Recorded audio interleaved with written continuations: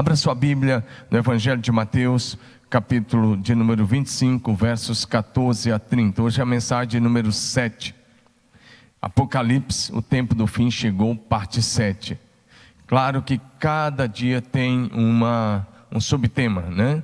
Apocalipse, o tempo do fim chegou, a parte de número 7. Então quero encorajar você a participar e recomendar essa série de mensagens. Vários pastores de outras partes do Brasil estão me pedindo, querem pregar também. Eu não tenho nenhum problema com isso, pode pregar desde que você não divulgue esse material em forma escrita, porque isso vai se transformar, se Deus quiser, num livro para ajudar o corpo de Cristo, tá bom?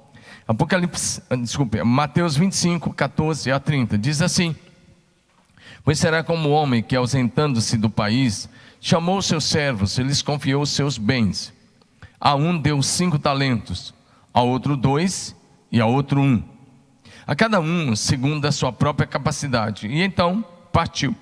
O que recebera 5 talentos saiu imediatamente a negociar com eles e ganhou outros 5. Do mesmo modo, o que recebera 2 ganhou outros 2. Mas o que recebera 1, saindo, abriu uma cova e escondeu o dinheiro do seu senhor. Presta bem atenção, porque a expectativa aqui é sobre a volta de Jesus. Depois de muito tempo, voltou o senhor daquele servo e ajustou contas com eles. Então, aproximando-se o que recebera 5 talentos, entregou outros 5, dizendo: Senhor, confiaste-me 5 talentos, eis aqui outros 5 talentos que ganhei. Disse-lhe o Senhor: muito bem, servo bom e fiel. Foste fiel no pouco, sobre o muito te colocarei. Entra na alegria do teu Senhor, ou na presença do teu Senhor. Aproximando também o que recebera 2 talentos, disse: Senhor, 2 talentos me confiaste. Aqui tens outros 2 talentos que ganhei. Disse o Senhor: muito bem, servo bom e fiel. Foste fiel no pouco, sobre o muito te colocarei. Entra na alegria do teu Senhor. Chegando por fim, o que recebera 1 talento, disse: Senhor, sabendo que és homem severo, e que ceifa onde não semeaste, e ajunta onde não espalhaste, receoso, escondi na terra o teu talento. Aqui tens o que é teu. Respondeu-lhe, porém, o Senhor: servo mau e negligente. Sabias que ceifa onde não semeei, e ajunta onde não espalhei? Cumpria, portanto, que entregasse o meu dinheiro aos banqueiros, e eu, ao voltar, receberia com juros o que é meu. Tirai-lhe, pois, o talento, e dai ao que tem 10, porque a todo que tem se lhe dará, e ao que não tem, até o que tem lhe será tirado. E o servo inútil, lançai-o para fora, nas trevas, ali haverá choro e ranger de dentes. Eu li o Evangelho de Mateus, capítulo 25, versos 14 a 30. E como disse, nós estamos na série Apocalipse, o tempo do fim chegou. E hoje o tema dessa mensagem, dentro desse assunto, é recompensas e consequências. Então hoje vamos falar de recompensas e consequências. Jesus disse: o reino do céu. Jesus está falando da sua volta, e ele conta aqui uma parábola para mostrar como acontecerá na sua volta. Ele diz: é como se um homem muito rico fosse sair de viagem, antes pegasse os seus bens e desse para algumas pessoas administrar, cuidar, negociar, e disse: cuide disso, trabalhe até que eu volte. A expressão talento tem sido entendida erroneamente por muitos cristãos, inclusive por muitos pregadores evangélicos, dizendo que tem a ver com dons ou talentos naturais que o seu Deus nos deu. Aqui não tem nada a ver com isso. O que Jesus usou mesmo foi era a ideia de negócio, de business. Uma ideia mesmo de quem recebe em dinheiro algo para negociar. E ele usa isso como pano de fundo de uma ilustração para mostrar o que ele vai pedir de nós no dia da sua vinda. Um talento era uma medida de peso usada no mundo antigo, que pesava cerca de 35 quilos, entre 34 e 35 quilos, mas para ser direto, 35 quilos era a medida de um talento. Isso, um talento de prata, quando você jogava para prata, tinha um valor muito alto. Um talento de prata, por exemplo, equivalia a 6.000 denários, ou seja, 6.000 dias de serviço de um trabalhador. Portanto, aquele que recebeu que recebeu 5 talentos, se soma isso, 5 vezes 6, 30. É como se ele recebesse o equivalente a 30 mil dias de serviço de um trabalhador braçal da época, para lidar com isso. O que recebeu 2, como se recebesse 12 mil denários. Ou o que recebeu 5, como eu disse, 30 mil denários.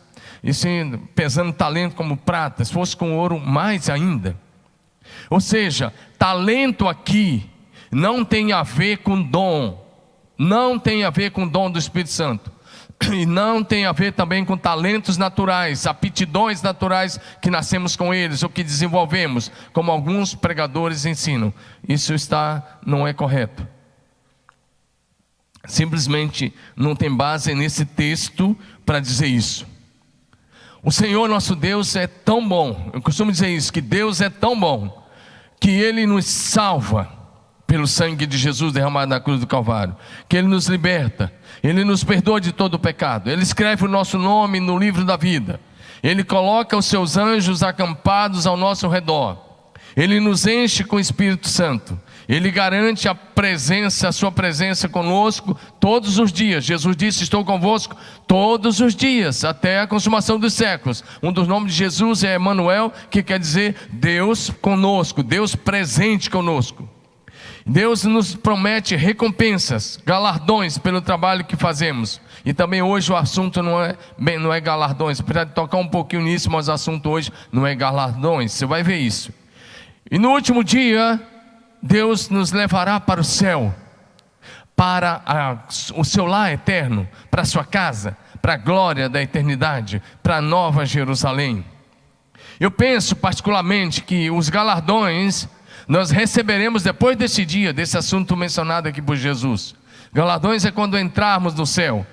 Então, quando nós entrarmos lá, aí sim receberemos os galardões. Os galardões são depois do juízo, indicado nesse texto. Esse texto de Jesus, Sermão Profético, capítulo 24, fala de todos aqueles sinais que antecedem a vinda de Jesus, que nós já enumeramos. E o capítulo 25, ele vai apontar algumas coisas, dizendo como será o dia da sua vinda. Domingo que vem nós vamos pregar sobre a última parte do capítulo 25, sobre o juízo final, e vai ser muito especial. Se eu fosse você, não perderia por nada. Mas os galardões são para depois do juízo.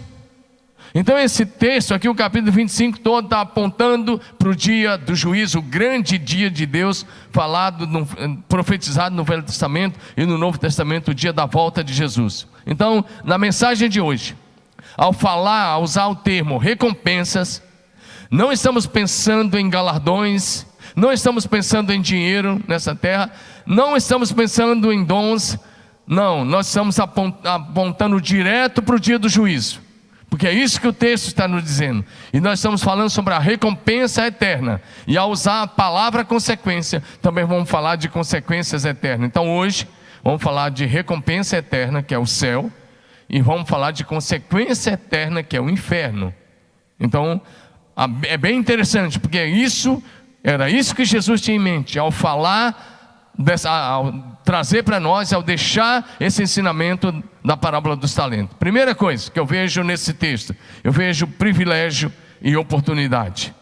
Eu quero que você diga aí, privilégio e oportunidade. Mateus 25, 14, o texto que já lemos, mas eu quero repetir o verso 14. Diz assim: pois será como um homem que, ausentando-se do seu país, chamou os seus servos e lhes confiou os seus bens. Isso mesmo, deixa o texto. Lhes confiou os seus bens. O que é isso? Privilégio.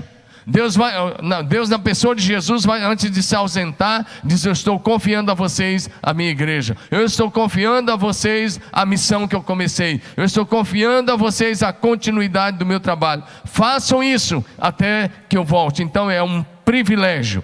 Deixa eu começar dizendo a você uma coisa: servir a Jesus Cristo precisa ser para nós a maior honra e o maior privilégio que podemos ter durante a nossa vida na terra. Vou repetir: servir a Jesus Cristo precisa ser para mim e para você a maior honra e o maior privilégio. E aqui o Senhor Jesus disse que Ele pegou os seus bens e Ele disse: eu deixo com vocês para vocês cuidarem até que eu volte. Cada um recebeu os talentos de acordo com a sua capacidade. É o que está em Mateus 25:15. A um deu 5 talentos, a outro 2, a outro 1. A cada um segundo a sua própria capacidade. Então partiu. Deus não vai pedir de você mais do que Ele lhe confiou. E o que Deus te confiou é de acordo com a sua capacidade intelectual, a sua capacidade física, a sua capacidade psicológica, a sua capacidade emocional. Deus nunca vai pedir de você além do que da sua capacidade, mas Ele confiou a mim e a você a continuidade do trabalho até que Ele volte.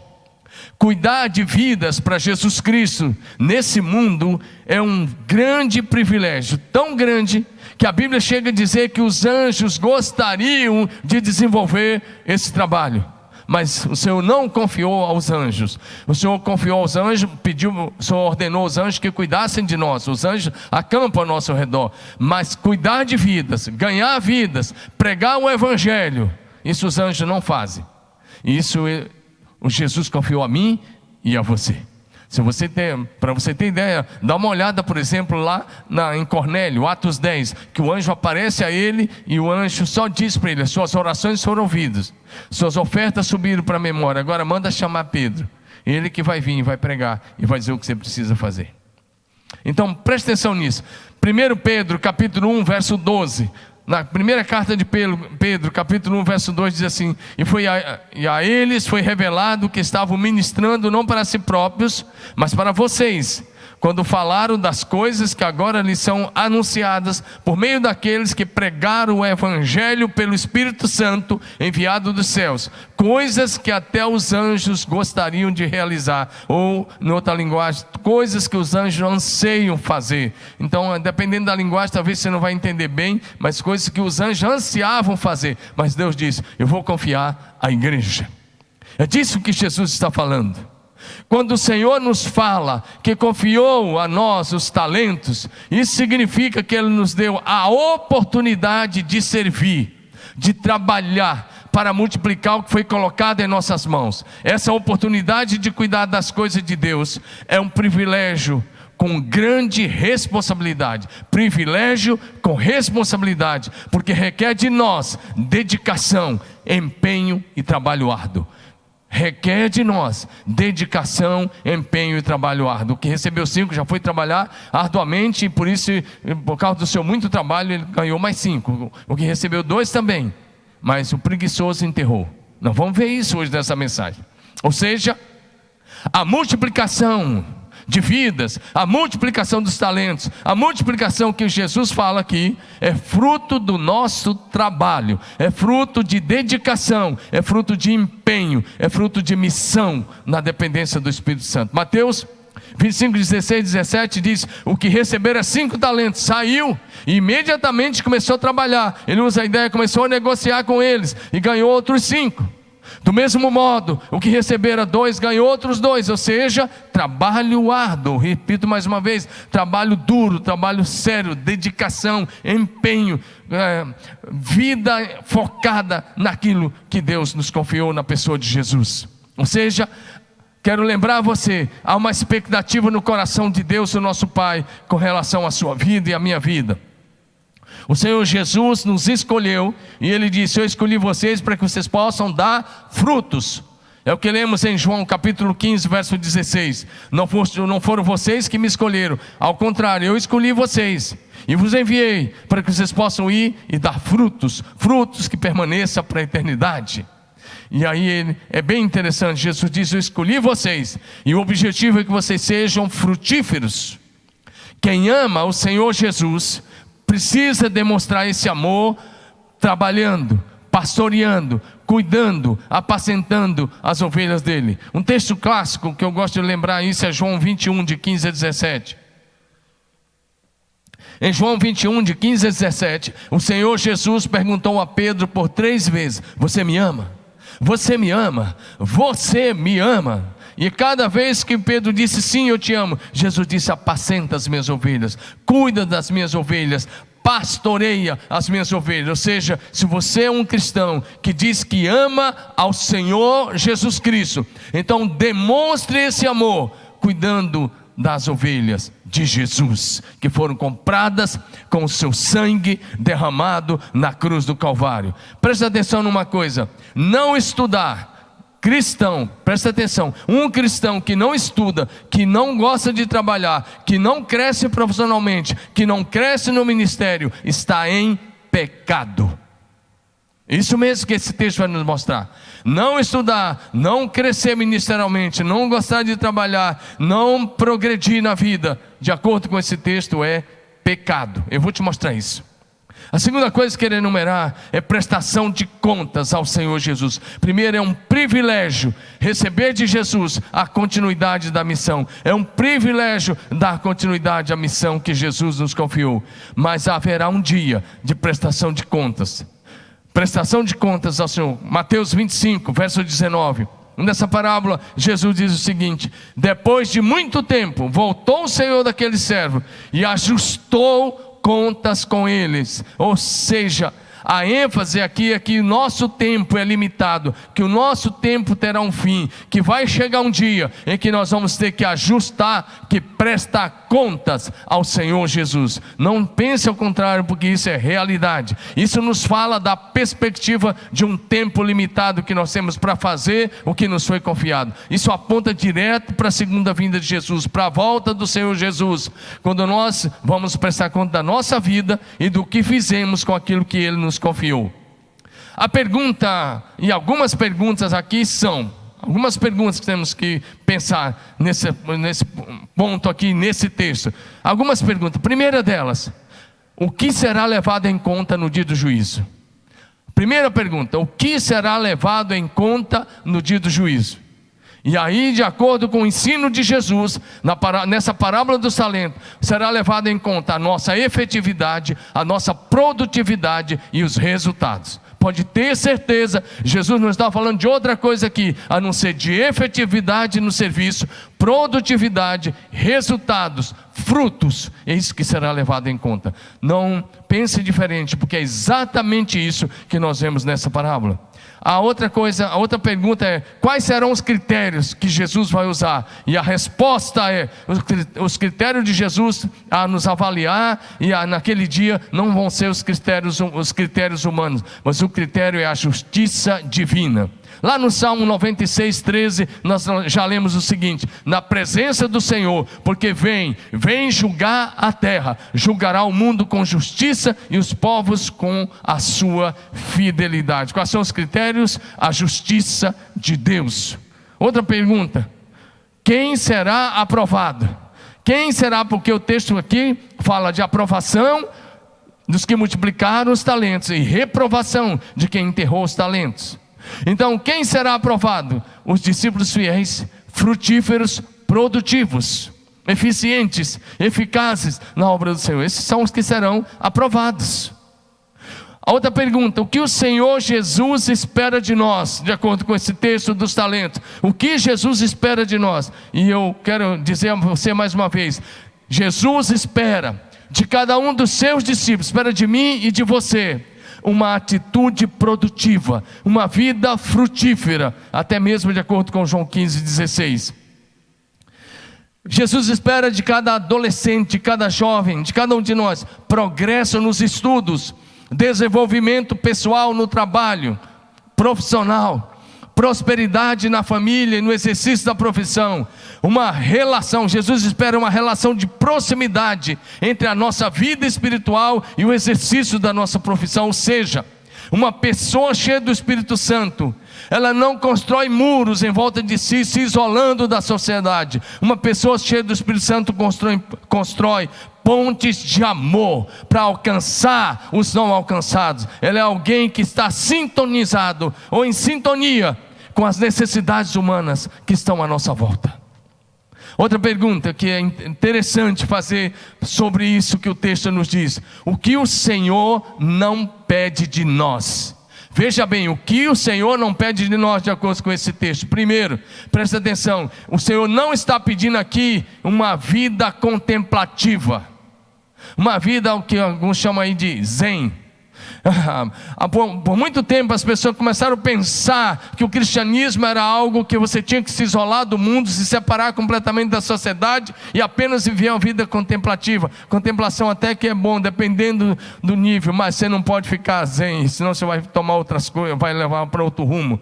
Ou seja, uma vida que apenas procura romper com a realidade da sociedade. A nossa volta não foi o que Jesus pediu de nós. Sem estabelecer uma relação entre espiritualidade e transformação da cidade, do estado e do país onde vivemos. Isso não é o que o Senhor espera de nós. Jesus estava no meio das pessoas. Jesus orava sozinho, mas o dia a dia de Jesus era no meio das pessoas, tocando e sendo tocado, abençoando. Jesus se deixava tocar, Jesus andava no meio das pessoas. Jesus nunca se isolou das pessoas. O nosso ministério e um discípulo de Jesus exerce o seu ministério no meio das pessoas, sem isolamento. Nós estamos em isolamento social por causa da quarentena, é outra coisa, mas se isolar e virar um ermitão da fé nunca foi o projeto de Jesus, e o texto está condenando esse tipo de coisa. Outra coisa que Jesus não espera de nós uma atitude apenas filosófica.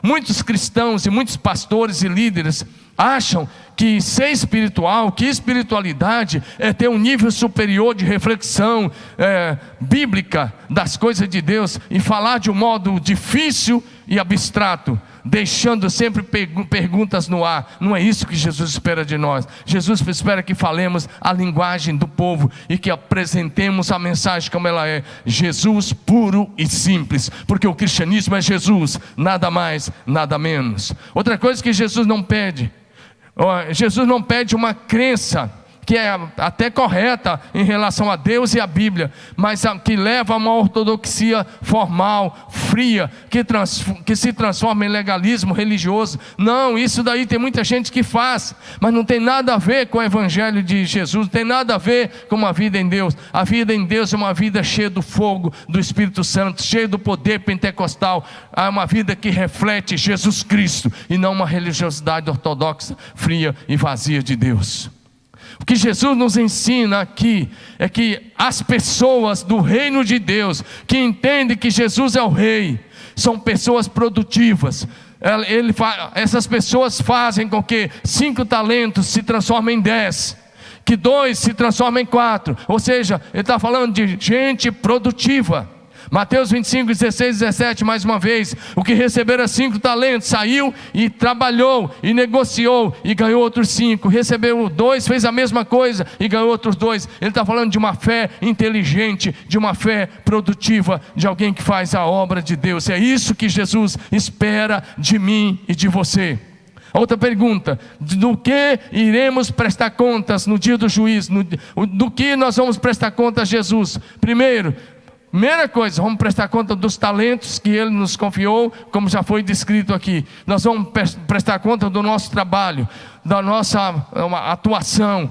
Nós vamos prestar conta da nossa administração, da maneira como administramos o tempo, a maneira como administramos a vida que Ele nos deu, a maneira como administramos os dons que Ele nos deu, a maneira como administramos os recursos que Ele colocou na nossa mão. Em Lucas 16, 2, parte B, está escrito assim: presta contas da tua administração, porque já não podes continuar nela. Presta conta. Vai chegar um dia, meu irmão, mais cedo ou mais tarde, você vai ouvir isso de Jesus: chegou a hora de você prestar conta, você não vai mais continuar nela. Nós vamos prestar conta de quê? Das palavras. Presta bem atenção, Mateus 12, 36. Olha aí: digo-vos que de toda palavra frívola que os homens proferirem, dela darão conta no dia do juízo. Sim, naquele dia nós vamos prestar conta das nossas palavras. Você está achando que suas palavras estão simplesmente caindo no ar? Não, eu e você vamos prestar contas também das nossas palavras. Nós vamos prestar contas dos nossos investimentos, de onde está o nosso coração, de onde está o nosso tesouro. Em Lucas capítulo 12, Jesus conta a parábola daquele homem que tinha muitas terras, um agricultor, e ele colhe uma super safra. E aí ele fala para si mesmo, ele está falando de si para consigo mesmo: alma, você tem em descanso muitos bens para muitos anos, come, bebe, folga, ou seja, curte a vida. Mas no verso 36, Lucas 12, Lucas 12, 36 diz assim, desculpa, Lucas 12, 20, Lucas 12, verso 20, Lucas 12, 20 diz assim: mas Deus lhe disse, aquele homem que estava falando consigo mesmo, você está tranquilo, tem muito bem, muito dinheiro aplicado, está tudo certo, tem tudo para muitos anos, pode vir a vida toda gastando. Jesus disse para ele: louco, Deus disse: louco, esta noite te pedirão a tua alma, e o que tens preparado, para quem será? Jesus chama de louco quem investe só nessa vida. Por isso, naquele dia, nós vamos prestar contas também de como nós aplicamos nossos recursos. Se nós estamos aplicando para expandir o Evangelho, para expandir o reino, para contribuir com a pregação do Evangelho, com o avanço do Evangelho no mundo, ou se nós estamos ajuntando para nós mesmos de forma egoísta. Nós vamos prestar contas como servos. Eu quero que você olhe comigo rapidamente Mateus 24, de 45 em diante.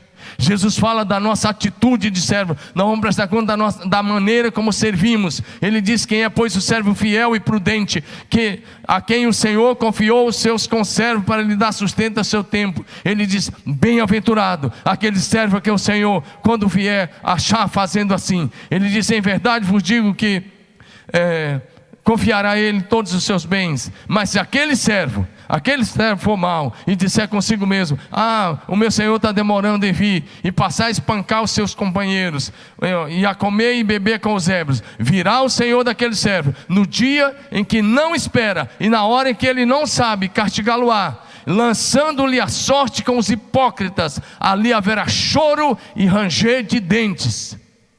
Nós vamos prestar conta da nossa atitude e a maneira como nós estamos servindo. Agora presta atenção numa outra coisa: a prestação de contas naquele dia será individual. Romanos 14, 12 diz assim: pois cada um de nós dará contas de si mesmo a Deus. Naquele dia é uma prestação de contas individual, é uma responsabilidade individual. Eu e você somos responsáveis pela nossa vida diante de Deus. Assim, pois, cada um de nós dará contas de si mesmo a Deus. Todos nós haveremos de dar conta. Não adianta você achar que não. Você pode ler agora aí 2 Coríntios capítulo 5, verso 10, onde Paulo escreve: porque importa que todos nós compareçamos perante o tribunal de Cristo, para que cada um receba segundo o bem ou mal que tiver feito por meio do corpo. Ele diz: cada um de nós vai prestar contas. Qual é o meu alvo? Qual é o seu alvo para aquele dia? O meu alvo e o seu alvo para aquele dia deve ser para fazer de tudo. Meu alvo e o seu para aquele dia deve ser fazer de tudo, o nosso melhor, para sermos encontrados fiéis. 1 Coríntios capítulo 4, verso 1 e 2, Paulo escreve: assim, pois, importa que os homens nos considerem como ministros de Cristo e despenseiros dos mistérios de Deus. Ora, além disso, o que se requer dos despenseiros é que cada um deles seja encontrado fiel. Qual é o meu alvo? Ser encontrado fiel naquele dia. Qual é o seu alvo? Ser encontrado fiel. Você está pronto? A Bíblia diz: prepara-te para te encontrares com teu Deus. Terceiro ponto que quero enumerar: aprovação e recompensas eternas. Quando Mateus 25, de 20 a 23, aproximando-se o que recebeu 5 talentos, disse: Senhor, o Senhor me entregou 5, eu trabalhei, o Senhor me confiou 5 talentos, e agora eu apresento mais 5, eu multipliquei para 10. A palavra do Senhor foi: disse-lhe o Senhor: muito bem, servo bom e fiel, foste fiel no pouco, sobre o muito te colocarei. Participa da alegria do teu Senhor. O que recebeu 2 talentos, multiplicou, ouviu a mesma palavra: muito bem, servo bom e fiel, sobre o pouco foste fiel, sobre o muito te colocarei. Participa da alegria do seu Senhor. Ou seja, entra na festa das bodas do Cordeiro, entra na celebração eterna, entra na glória da eternidade. A ideia que Jesus passa aqui é que os fiéis serão participantes da vida eterna, da glória do reino de Deus por toda a eternidade. Não que nós mereçamos, não, mas é porque Jesus garantiu isso na cruz do Calvário. Ou seja, o Senhor Jesus recompensará os seus servos fiéis pelo seu trabalho, pelo seu desempenho, pela frutificação e pela multiplicação de discípulos que eles foram confiados. Presta atenção nisso, como termina é que conta. Melhor do que começar bem a vida cristã é terminar aprovado em Cristo Jesus. E a pergunta é: como você quer terminar? Quem tem confiança e fé em Deus, faz o trabalho de Deus sem reclamar e sem pensar ao contrário. Presta atenção, para ser aprovado por Jesus, temos que multiplicar o que nos foi confiado por Deus, o nosso Pai. Temos que ser fiel na casa do Senhor, temos que ser dedicados no serviço ao Senhor, e temos que perseverar até o fim. Mateus 24, 45, 46, ele diz: quem é, pois, o servo fiel e prudente, que o Senhor confiou aos seus conservos. Ele diz: bem-aventurado, bem-aventurado aquele que, quando o Senhor vier, achar fazendo assim. Deixa eu falar um pouco de recompensa. Primeira recompensa que eu vejo, são muitas, mas eu quero enumerar apenas umas 3. Primeira recompensa: habitar com Cristo para sempre. Mateus 25, 21. Bem está, servo bom e fiel, sobre o pouco foste fiel, sobre o muito te colocarei. Entra na alegria do Senhor, ou seja, entra no reino eterno que está preparado desde a fundação do mundo. Outra recompensa: a coroa da vida. Apocalipse capítulo 2, verso 10, a última parte diz assim: seja fiel até a morte, e eu te darei a coroa da vida. Uma outra recompensa: assentar-se com Cristo na glória da eternidade, no seu trono, reinar com Cristo para sempre. Apocalipse 3, 21 diz: ao vencedor dar-lhe-ei sentar-se comigo no meu trono, assim como eu venci e me assentei com meu Pai no seu trono. Ou seja, a recompensa será de acordo com o nosso trabalho, de acordo com o nosso desempenho e de acordo com a multiplicação daquilo que o Senhor quer que façamos. E assim é que Jesus diz nessa parábola. A última coisa, eu estou correndo muito porque aqui a gente corre contra o tempo. A última coisa que eu quero enumerar a você é reprovação e consequências eternas. A reprovação divina dos preguiçosos, dos infiéis, dos omissos e negligentes. Ou seja, quem será reprovado? Os preguiçosos, os infiéis, os omissos e os negligentes. Chegando por fim, por favor, projeção, Mateus 25, de 24 a 30. Chegando por fim, o que recebeu um talento. E a primeira coisa que esse cara fez foi uma acusação a Deus, uma acusação indevida a Deus. Deus não é isso que ele descreveu. Ele disse: sabendo que o Senhor é homem severo, que ceifa onde não semeou e ajunta onde não espalhou. Ele disse: eu escondi na terra o teu talento. E a resposta que veio de Deus, do Senhor na hora, é: servo mau e negligente. No próximo versículo, por favor, projeção. Servo mau e negligente. Ele disse, e ele não está concordando com a afirmação. Ele diz: já que você pensa, até está em forma de interrogação, já que você pensa que eu sou assim, que eu colho onde eu não plantei, ajunto onde eu não espalhei, já que você pensa, então por que você não colocou meu dinheiro nas mãos dos banqueiros? Assim eu receberia com juro. E aí a palavra que vem é severa: tirai-lhe, pois, o talento, e dai ao que tem 10, porque o que tem se lhe dará e terá em abundância. Mas o que não tem, o preguiçoso, o negligente, até o que tem será tirado. E aí é mais forte ainda: e o servo inútil, lançai-o para fora nas trevas, ali haverá choro e ranger de dentes. Presta atenção: a preguiça e a negligência foram as principais atitudes do servo que recebeu um talento e enterrou. Mateus 25, 18. Ele não quis trabalhar. O que recebeu um talento, saindo, abriu uma cova e escondeu o dinheiro do seu senhor. Agora, quando eu repito, quando ele diz: eu sabia que o Senhor é um Senhor duro, que o Senhor é um Senhor duro, que colhe onde não plantou. Mateus 25, 24. Como eu disse, na verdade é uma acusação injusta contra Deus. É uma imagem errada, criada pela religião, que cria um falso Deus. Quando tem tantas pessoas traumatizadas, porque eles acham que eles têm que fazer alguma coisa para agradar a Deus, e através dos seus esforços, e nunca vão conseguir, porque não é isso que Deus está dizendo. Nós trabalhamos, nós nos movemos, vivemos e existimos pela graça, o favor, a bondade e a misericórdia de Deus. E o que fazemos para Deus, fazemos com gratidão por tão grande amor, tão grande reconciliação e tão grande salvação. Essa ideia transforma pessoas para serem negativas, e até pessoas que vão viver estéreis pela vida cristã, porque não entenderam o ensino que Jesus estabelece aqui. Ele está ensinando com firmeza, e ele está com toda a firmeza rejeitando a preguiça.